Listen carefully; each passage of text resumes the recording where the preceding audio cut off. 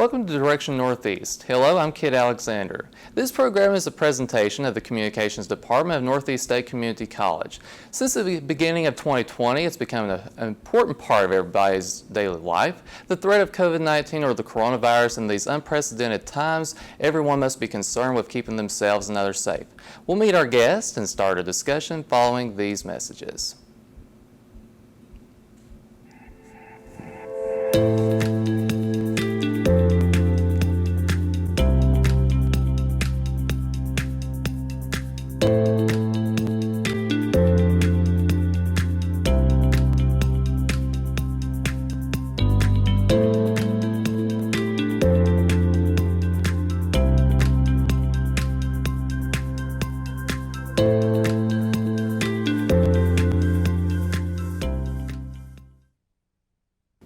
Protecting yourself from COVID-19 can be confusing, and there are many guidelines presented on an almost daily basis. COVID-19 or the coronavirus is dangerous and can be a deadly virus. Today we'll be learning more about viruses and COVID-19 from our Director of Nursing program here at Northeast State, Johanna Neubrander.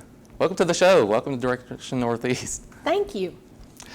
What exactly is a virus as opposed to something like bacteria or an infection with a virus that's different from disease-causing microbes?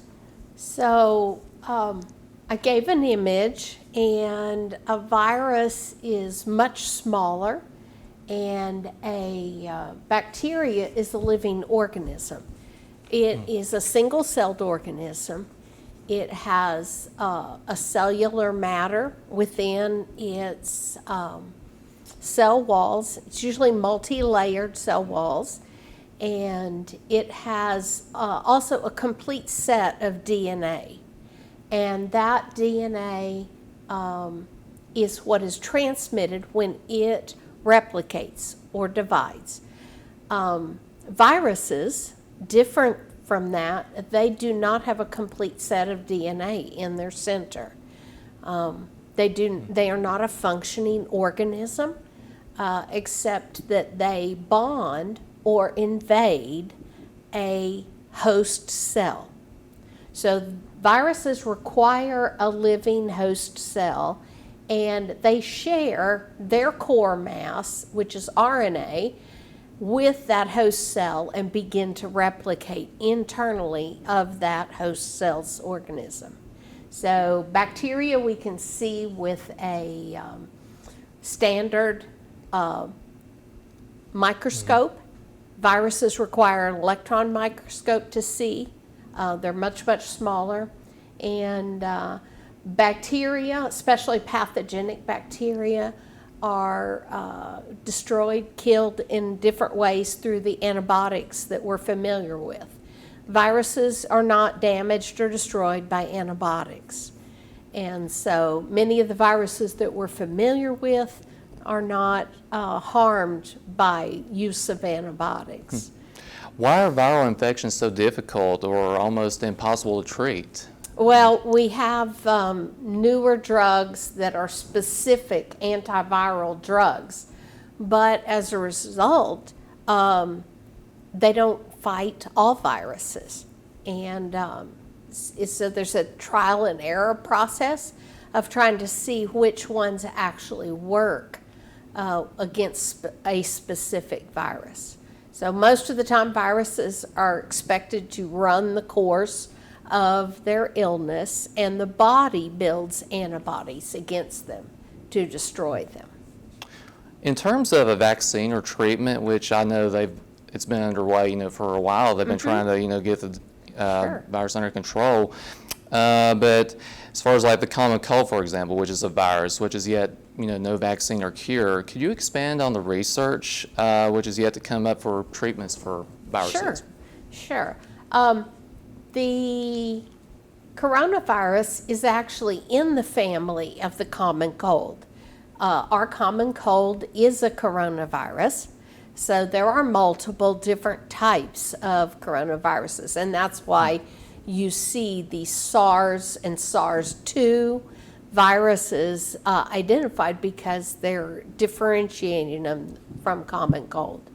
Ebola is a virus. H1N1 or flus are different types of viruses in another family. And so the treatment for most viruses are going to be a triggering of the body's immune system to generate antibodies against this protein material, and as a result will destroy it. We have antiviral vaccinations for a number of viruses. Flu is the most common one that we're familiar with, and but it takes quite a bit of scientific research to develop these antiviral vaccinations. And currently, the COVID virus, yesterday, COVID-19, I was in an in-service on, and they are in stage 3 of vaccination production and testing. And stage 3 means that they are giving what appears to be a vaccine that generates antibody production against the COVID-19 virus.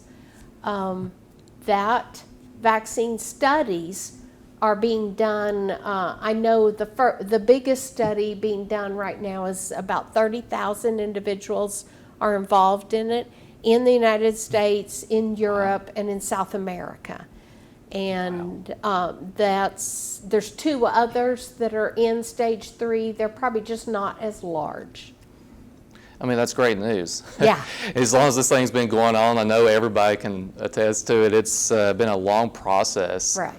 And I know you just mentioned, SARS-1, SARS-2, for instance, another one, Ebola, H1N1, and the flu and others. How is COVID-19 or the coronavirus similar or different than these others? I think the transmission is one of the concepts that's different in COVID-19. It is a droplet transmission, so it requires a little layer of moisture around it. And we're talking about microns, okay? We're talking about really tiny sizes. But as a result, when it dries out on a surface, it usually will denaturize itself and not be able to transmit a disease. But droplet transmission is pretty prevalent in our common everyday life. And as a result, you can see that us speaking here on the stage, we're at a distance from each other purposefully because we exhale water, and in those droplets we speak. Water comes from our mouth, our nose, so forth. And as a result, we share viruses. So shouting, speaking, eating around others, kissing, touching, handling others can transmit. And the other thing that we have in our environment that is so problematic to the transmission is the freedom to travel. We travel interstate, we travel from here to Gatlinburg and don't think a thing of it. We travel internationally, businesses travel internationally. We travel in close environments that easily transmit these kind of illnesses. Is there any research that shows like it is more transmitted through the air versus like touching surfaces, or is it equally both? The largest amount of transmission has been people to people. Wow, person to person. It is in the in-service I was in yesterday, in the state of Tennessee. University of Tennessee, Memphis has identified, and also Tennessee Department of Health, that probably 40% of our cases are non-symptomatic in the state. And when you realize that this is those numbers that you may see on WJHL or WCYB, you see these numbers reported every day. 40% of them don't have any symptoms. They're not coughing, they're not feverish, and so forth. Then they live life in that normal environment oftentimes sharing it unaware. Yeah, you just mentioned that. That was something I was going to touch on next. But there have been reports that some people test positive, they get sick. Some of them die, Yes. unfortunately. Other people have tested positive, don't develop symptoms at all, or just asymptomatic. Is there a unique characteristic of the COVID-19 strain, or would this be the result of tests for the viruses not being completely accurate, or what are the symptoms? We have so many millions of cases of tested individuals, and as a result, you can tell that actual test is really pretty accurate. They're isolating down to, they're using fluorescing molecules to pick up particles in the individual's sample, and as a result, it's pretty accurate. There are some false positives, but what is showing up also in the literature is that people who may have been exposed to the virus prior, may have even had an illness, will continue to test positive for weeks and sometimes a few months after they've recovered from it.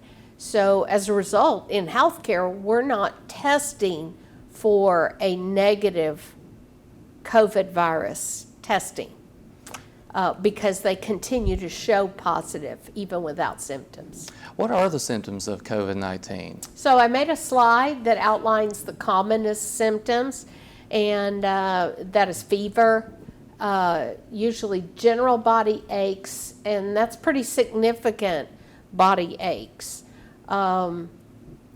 They have cough, shortness of breath. Even young people complain of that shortness of breath.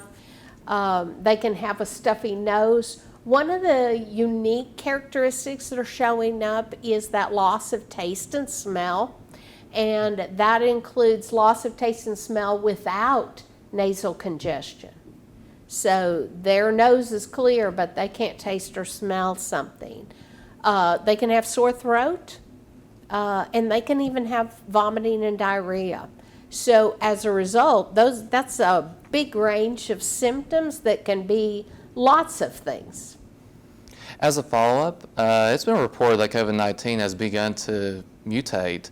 Will this be a contributing factor to varying test results? And how will this affect the development of a vaccine or treatment? That's a good question. Viruses all mutate.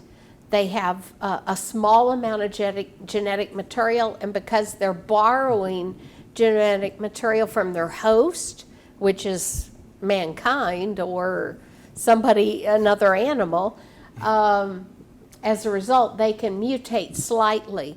That affects some viruses. Other viruses tend to mutate a little less frequently, and therefore they become a little easier to develop vaccines for.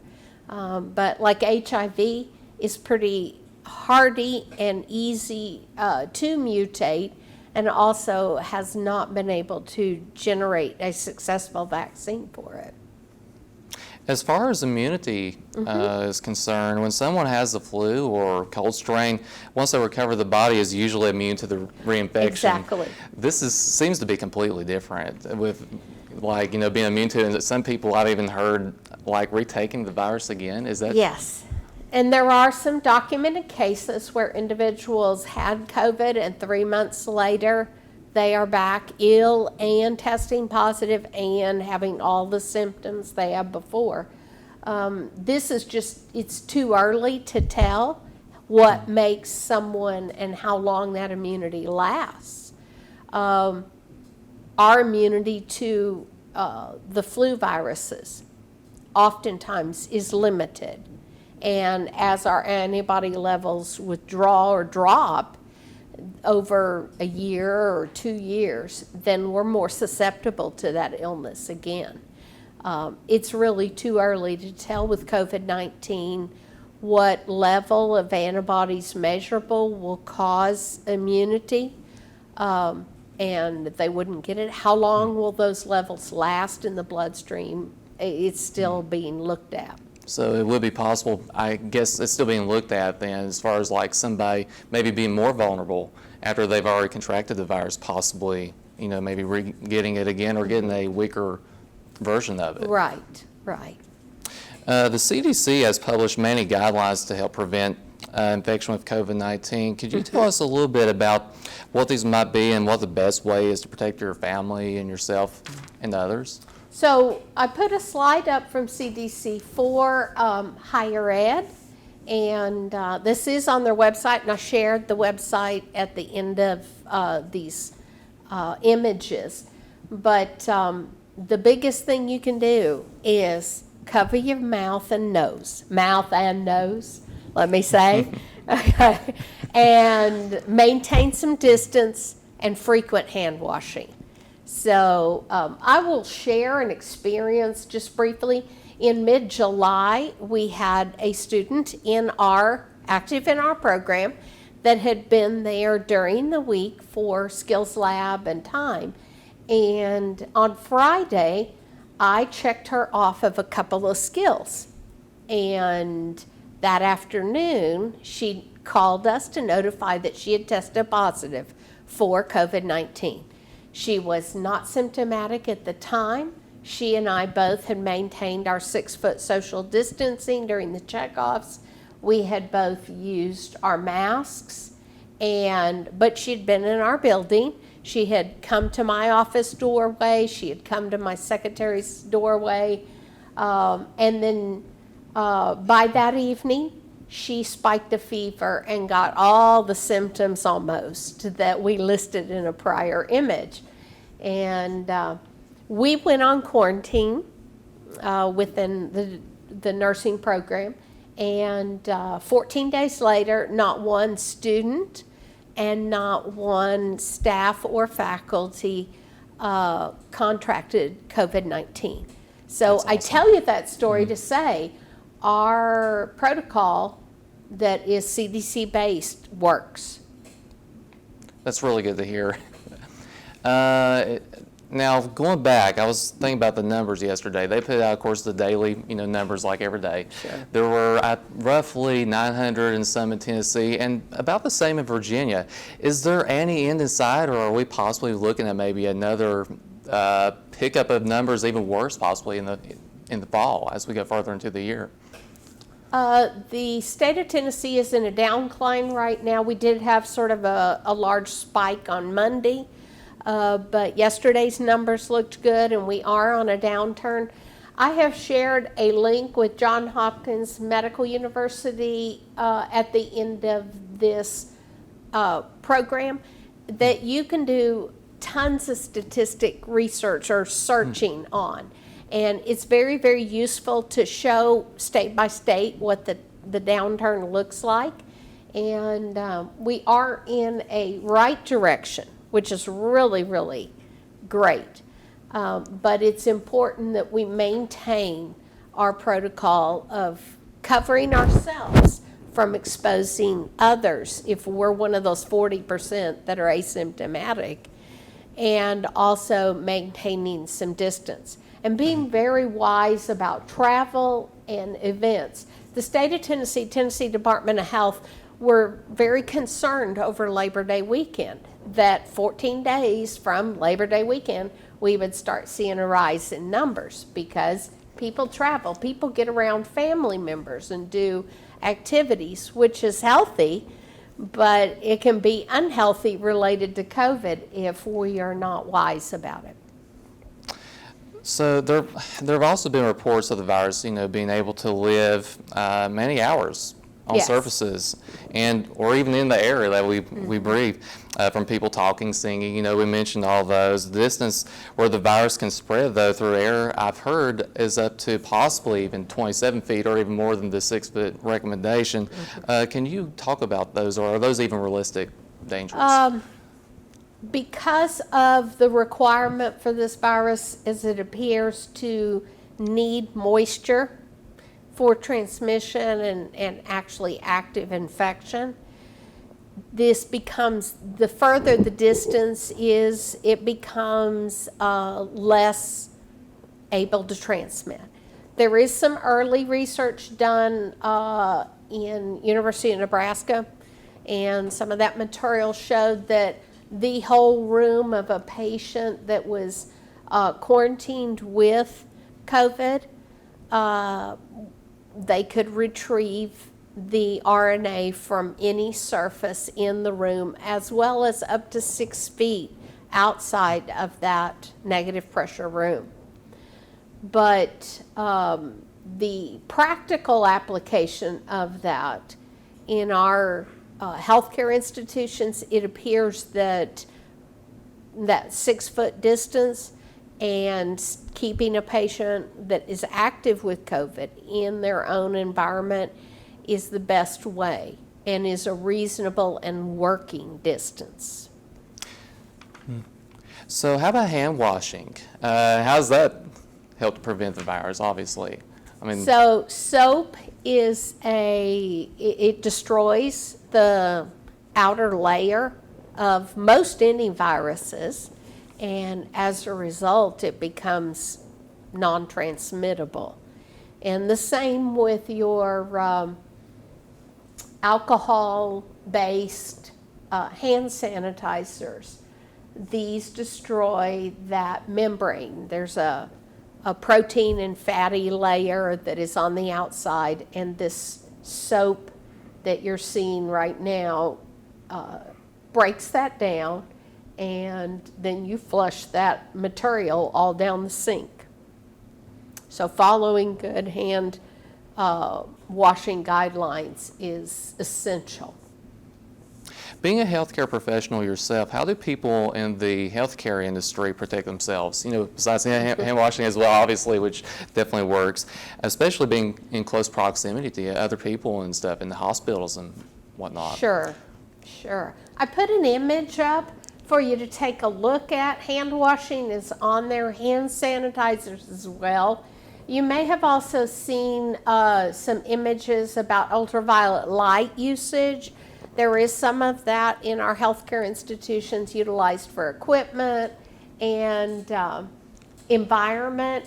I brought what's advertised as an N195 mask, and it even says that across here.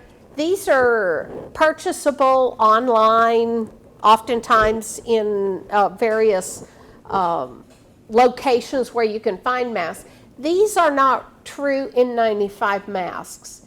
In the image that I have, I'm using an image of the N95 masks that we use in healthcare. They are fitted to the healthcare provider. So you can't smell a noxious smell around that mask.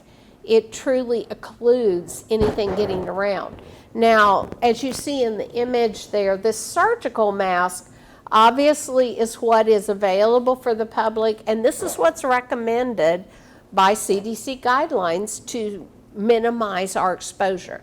Everybody does not need an N95 mask, but in active COVID environments, we do use N95 masks. We do cover any mucous membranes of our face.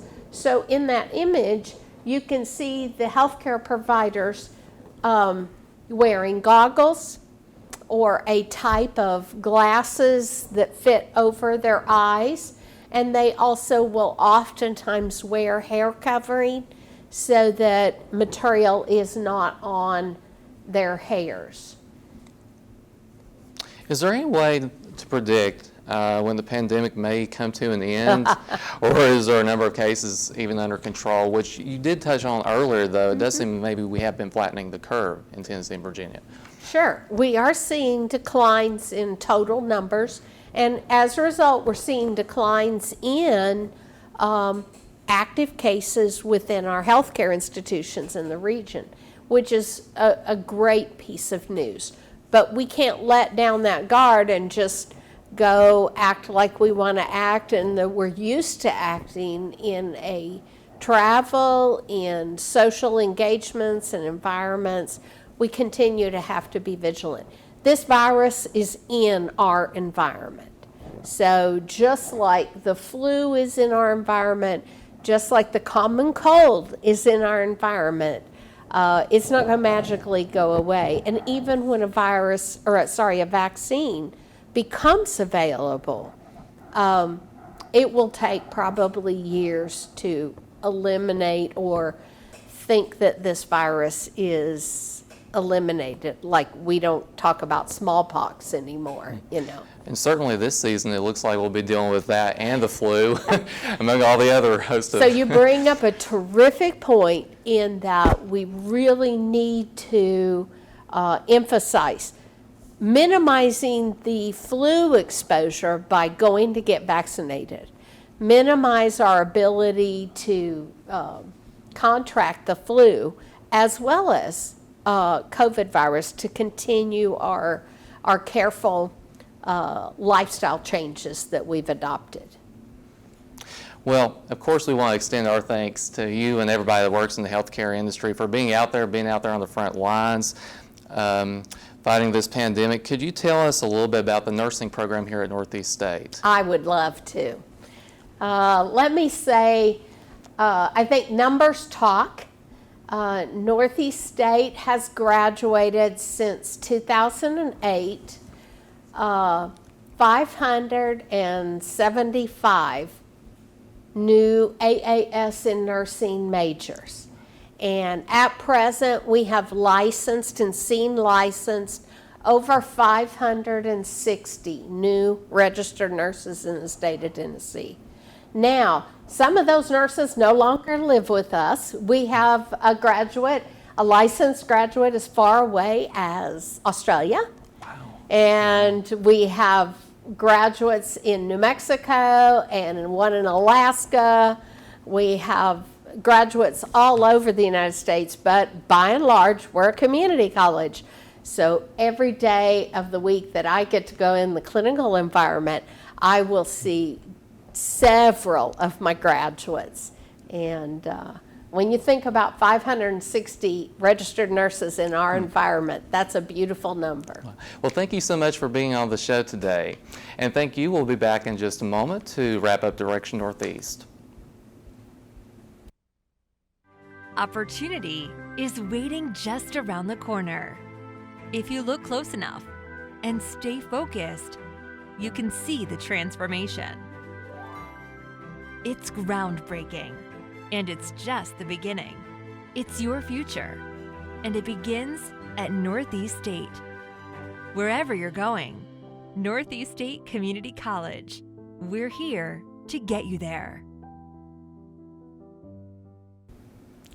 That concludes the program for today. We spoke with Johanna Neubrander, Director of Northeast State's nursing program, about the coronavirus and how to keep yourself and others safe. Community is very important to the students at Northeast State Community College, and this program takes a look at a few of the subjects that they find important. For all of us here at Direction Northeast, until we meet next time, on behalf of the students, staff, faculty, everybody here at Northeast State Community College, I'm Kid Alexander, and this is Direction Northeast.